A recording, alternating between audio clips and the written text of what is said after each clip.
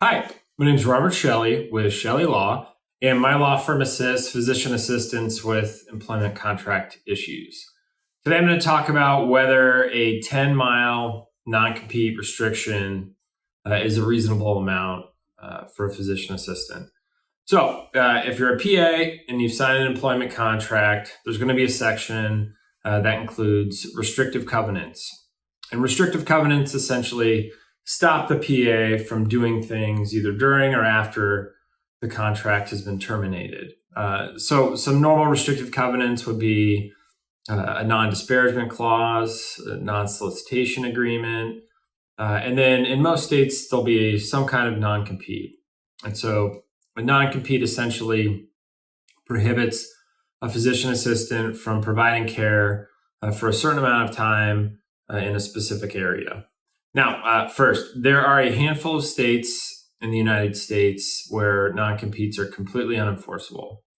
I'm just going to address the states where it is enforceable. And as I said before, you can count the number of states on one hand that do not enforce non-competes for providers.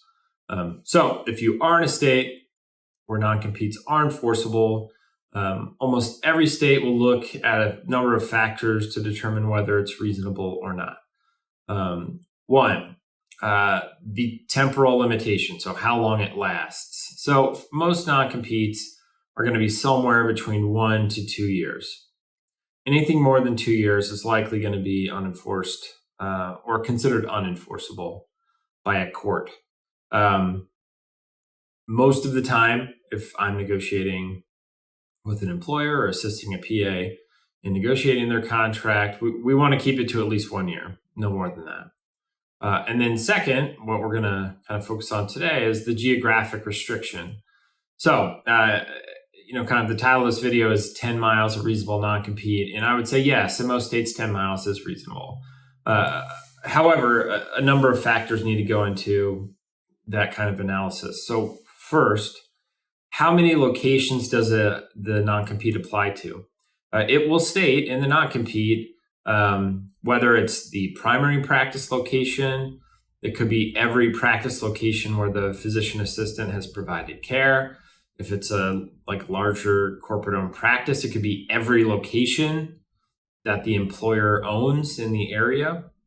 So if you're a PA, you want to focus on narrowing that just to your primary practice location, or at most the top two, locations where you generate the majority of your charges. If you're with maybe you're with a hospital system and they own 30 facilities in a city and you can't work within 5 miles of 30 facilities, well, obviously that is an enormous, radius compared to 1 or 2 locations. So first, you want to limit it to just your primary practice locations. 2, you want to limit the look back period. So let's say you've worked for an employer for 5 years. Maybe they've shuttled you around to different facilities.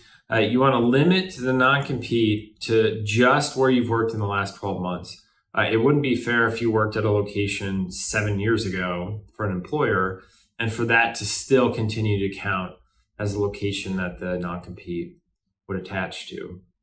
And then the last thing would be, as I said before, if it's a corporate-owned practice, you want to make certain that it's not every facility, and then you need the definition of what they consider facility. So could it be, an outpatient clinic? Could it be satellite surgery centers? Is it only specific, outpatient clinics in your specialty?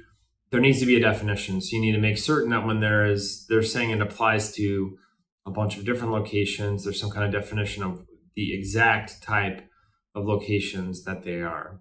So when I'm talking to a PA about, all right, what's a reasonable non-compete? 1 year, 5 to 10 miles would be considered reasonable and likely enforceable. Now, last thing, you have to think about kind of the setting and where you're located. So 10 miles in New York City is going to knock out thousands of more opportunities than 10 miles in rural Idaho.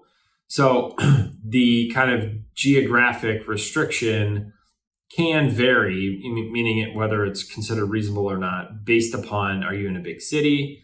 Are you in a rural community where there's no other opportunities even you could even go to after the contract terminates. So if you are in a bigger city, a smaller amount would be considered reasonable. Whereas if you're in, a rural community, a larger amount than 10 miles could be considered reasonable as well. This is something that can be negotiated and should be negotiated, obviously, in advance of signing the agreement. So if you're very concerned about your non-compete, you need to make certain you have a frank discussion with your employer. And for instance, there are many people who, you grew up in a community, you have kids, you have family there. There's just like no way that you can move after the contract terminate. That could be the most important thing in any kind of negotiation with the new employer. And so you need to tell the employer, these are the reasons why this non-compete is not going to work for me. And I find most reasonable employers might be open to limiting it in some way. Now, most corporate-owned practices are going to say, oh, this is a non-negotiable clause, or, oh, we're not allowed to change it, which is complete crap. They certainly can. They just don't want to. So you have to take into consideration, all right, is this somebody I want to work for? If they're not going to make any changes, it's just, one concern I always have when someone says, oh, we can't make any changes, it's policy. Well, it's your policy. It doesn't mean it's like illegal. So anyway, hopefully that was helpful. Little kind of primer on physician assistant non-competes. If you have any questions about your employment contract or independent contractor agreement, feel free to contact my law firm at the phone number listed below in the description, or you can reach us through our website, chellelaw.com. Subscribe, like the video. We release videos every single day. All right, appreciate it. Thanks.